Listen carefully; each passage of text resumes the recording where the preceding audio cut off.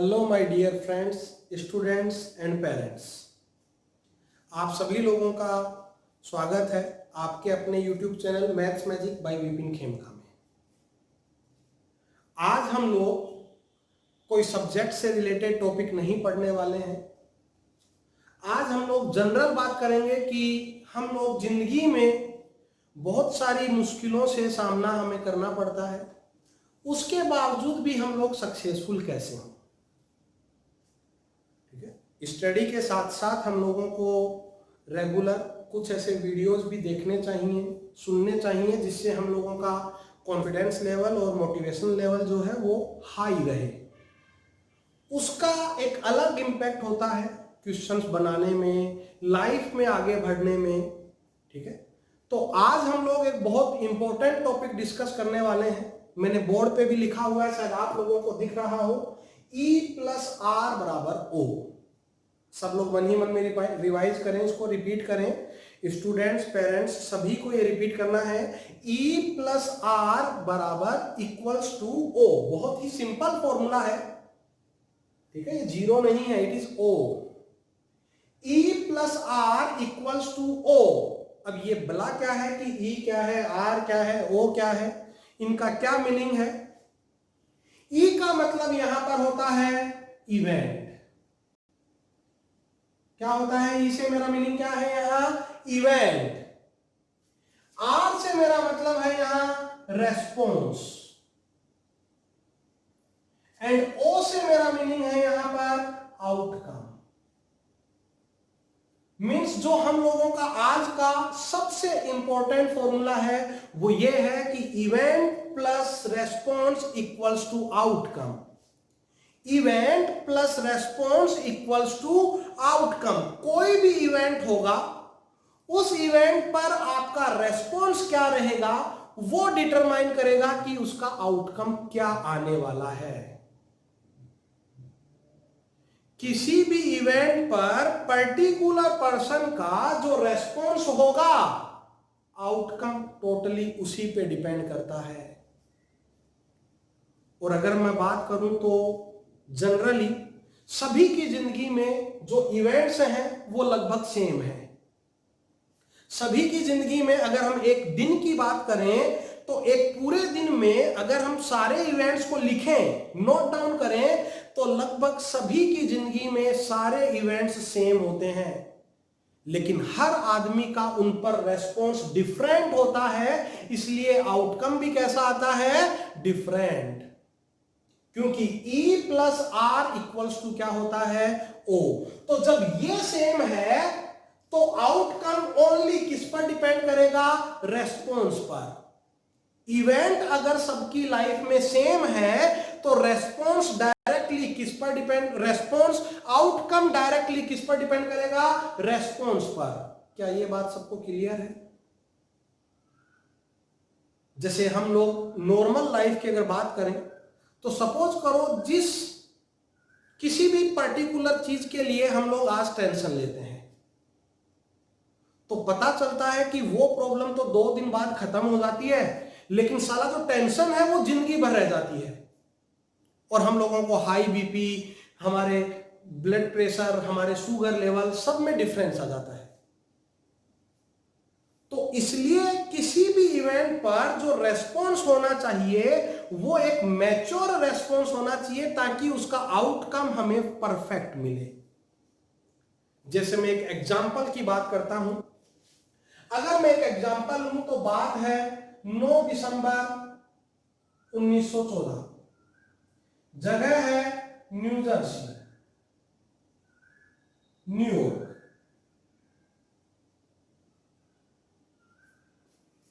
तो 9 दिसंबर 1914 new Jersey, New York में क्या हुआ कि एक 10 बिल्डिंग में एक साथ आग लग गई। वो बिल्डिंग जिस आदमी की थी वो इस इवेंट के कुछ साल बाद में बहुत ज्यादा फेमस हुआ। जैसे आप लोग उसका नाम सुनेंगे आप लोग शायद जान भी जाएंगे। 9 दिसंबर 1914 न्यू जर्सी में 10 बिल्डिंग्स में एक साथ आग लगी, और वो बिल्डिंग थी लेबोरेटरी थी। वो बिल्डिंग्स एक्चुअली वो लेबोरेटरी थी, और वो लेबोरेटरी थी जिन्होंने बल्ब का आविष्कार किया, Charles, sorry 1 minute please, Thomas Edison की। वो जो लेबोरेटरी थी, वो लेबोरेटरी किसकी थी? Thomas Edison.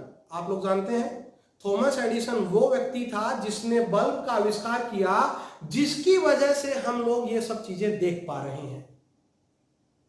तो 9 दिसंबर 1914 न्यू जर्सी में थॉमस एडिसन की जो लेबोरेटरी थी जिसमें वो एक्सपेरिमेंट किया करता था, वहां आग लग गई।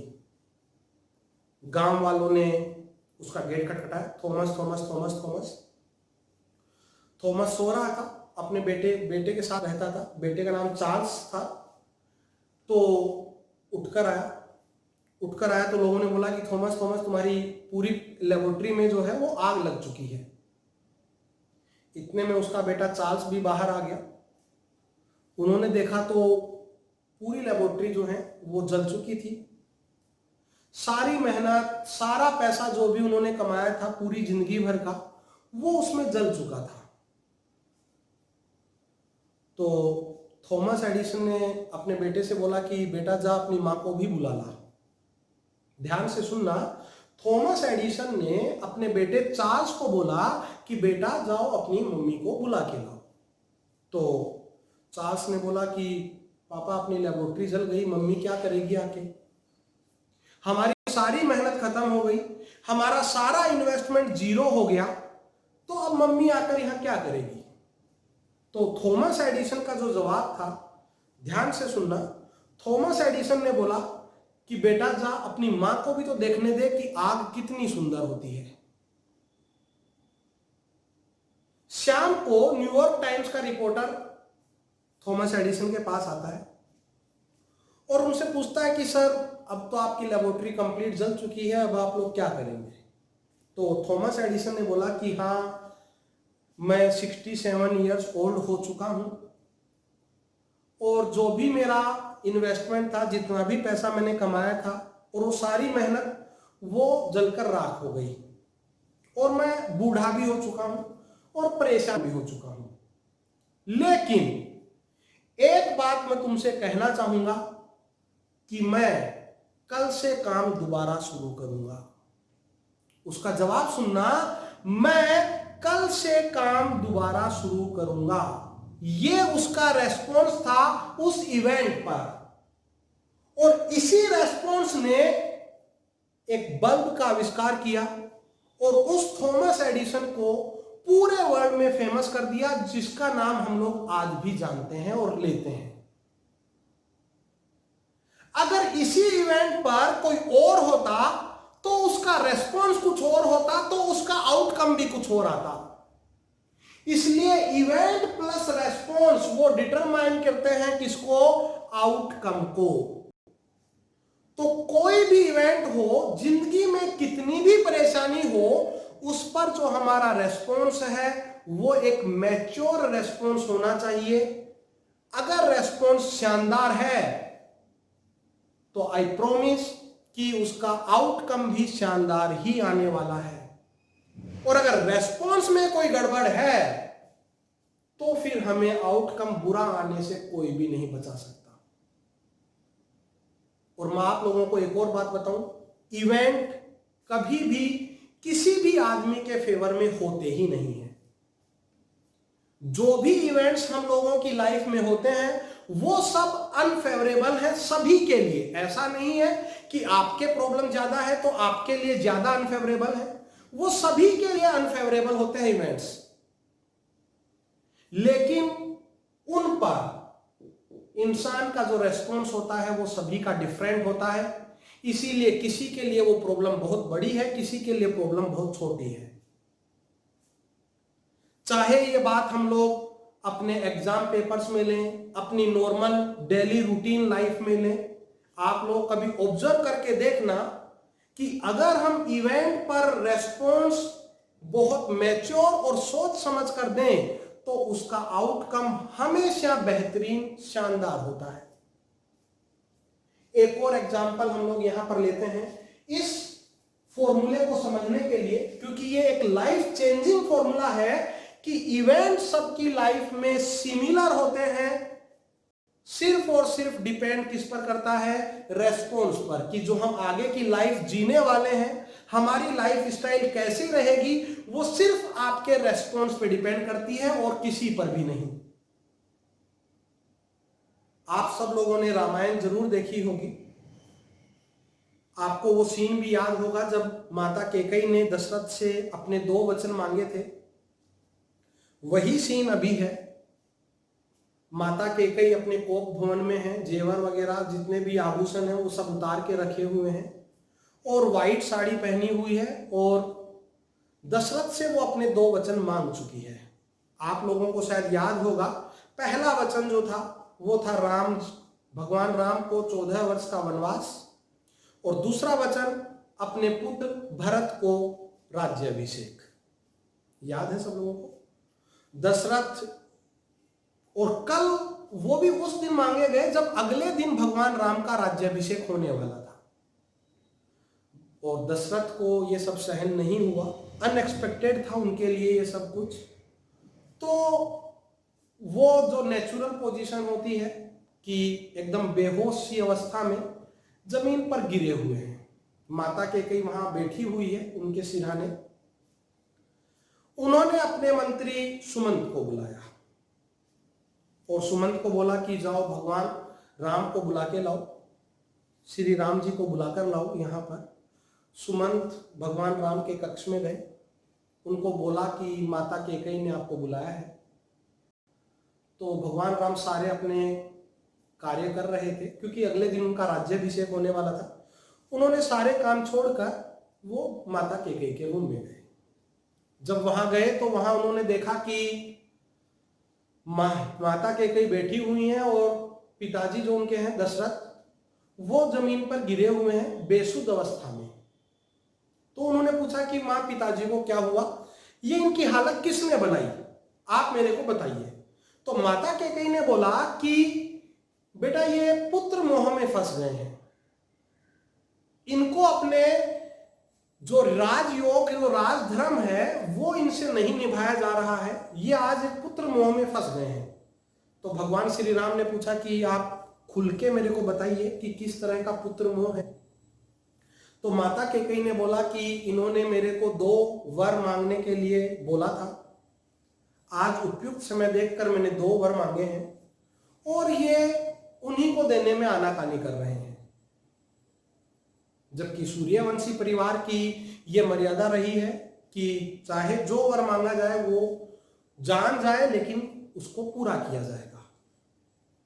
तो भगवान श्री राम ने पूछा कि ये प्रथा तो आगे भी रहेगी, आप बताइए कि आपने ऐसे कौन से 2 वर मांगे हैं। तो माता कैकेयी ने उनको 2 वर बताए। पहला, आपको 14 वर्ष का वनवास, दूसरा मेरे बेटे भरत को राज्याभिषेक। ये इवेंट हो चुका है। इस पर भगवान श्री राम का रेस्पॉन्स सुनना, जिसकी वजह से आज हम उन्हें मर्यादा पुरुषोत्तम श्री राम के नाम से भी जानते हैं। सिर्फ उन्होंने 4 शब्द बोले। इतने बड़े इवेंट पर कितने वर्ष का वनवास था? 14 वर्ष का, वो भी जंगल में। सिर्फ उन्होंने 4 शब्द बोले, बस इतनी सी बात। क्या 4 शब्द बोले उन्होंने? बस इतनी सी बात। और इसी वजह से आज हम उनको मर्यादा पुरुषोत्तम श्री राम के नाम से जानते हैं और उनकी पूजा भी की जाती है। अगर वहीं कोई और पर्सन होता तो उसका रेस्पॉन्स कुछ और आता तो आज हम उनको शायद जानते भी नहीं। सोच कर देखो, अगर उस समय भगवान श्री राम माता कैकेयी को यह जवाब देते कि मैं क्यों जाऊं वनवास पर, मैंने आपको वर दिए या मैंने आपसे लिए? बोलो, मैंने आपको कोई वर नहीं दिए, ना आपसे वर मांगने को बोला, मैं क्यों जाऊं वनवास पर? तो शायद आज हम उनको मर्यादा पुरुषोत्तम श्री राम नहीं बुलाते, शायद। लेकिन उनका जो रेस्पॉन्स था वो इतना मैच्योर था कि उसका आउटकम इतना शानदार आया कि हम उनको मर्यादा पुरुषोत्तम श्री राम बुलाते हैं, उनकी पूजा की जाती है घर घर में। अगर मैं आप लोगों को बोलूं 14 साल वनवास, वनवास छोड़ो, अगर मैं आप लोगों को यह बोलूं कि आपको 10 दिन बाहर धूप में रहना है इस गर्मी में, तो आप सब लोग बोलो कि क्या पागल है क्या तू, हम तेरे बाप के नौकर हैं क्या? इस तरह से हम लोग उस बात को कभी मानेंगे ही नहीं, क्योंकि हमारा जो रेस्पॉन्स है वो परफेक्ट होता ही नहीं है। आई होप कि आप लोग रेस्पॉन्स का पावर समझ रहे होंगे कि इवेंट सबकी लाइफ में लगभग सेम होते हैं, आउटकम टोटली किस पर डिपेंड करता है? रेस्पॉन्स पर। अगर आपका रेस्पॉन्स मैच्योर है तो 110% उसका आउटकम शानदार आने वाला है। मे बी पॉसिबल कि वो कुछ टाइम ले।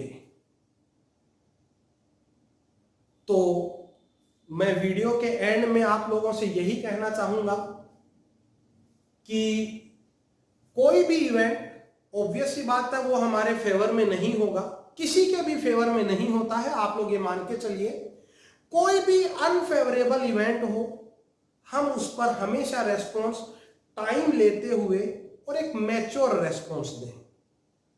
अगर हमारा रेस्पॉन्स मैच्योर हुआ तो उसका आउटकम भी परफेक्ट हमें मिलेगा। चैनल को लाइक करें, सब्सक्राइब करें और इस वीडियो को फ्रेंड्स में शेयर भी करें, ताकि मैक्सिमम आप लोगों के फ्रेंड्स, रिलेटिव्स इस वीडियो को देखें और अगर उनके मन में कोई नेगेटिविटी है तो वो वहां से हटे और पॉजिटिविटी वहां पर आए। हमें रेस्पॉन्स हमेशा मैच्योर ही रखना चाहिए। आई होप कि आप लोगों को यह फॉर्मूला समझ आया होगा। इस फॉर्मूले को हम एक बार दोबारा रिवाइज करते हैं और वीडियो को खत्म करते हैं। जरा सब लोग फॉर्मूला बोलो, क्या है? E plus R equals to O. E plus R equals to O. E means event, R means response, O means outcome. Event plus response equals to outcome. And if event सबकी जिंदगी में same है तो outcome सिर्फ किस पर depend करेगा? Response पर। ये आपको हमेशा अपनी लाइफ में याद रखना है कि इवेंट सबकी जिंदगी में सेम होते हैं, इसलिए हमारा रेस्पॉन्स मैच्योर होना चाहिए ताकि आउटकम परफेक्ट आए। Thank you.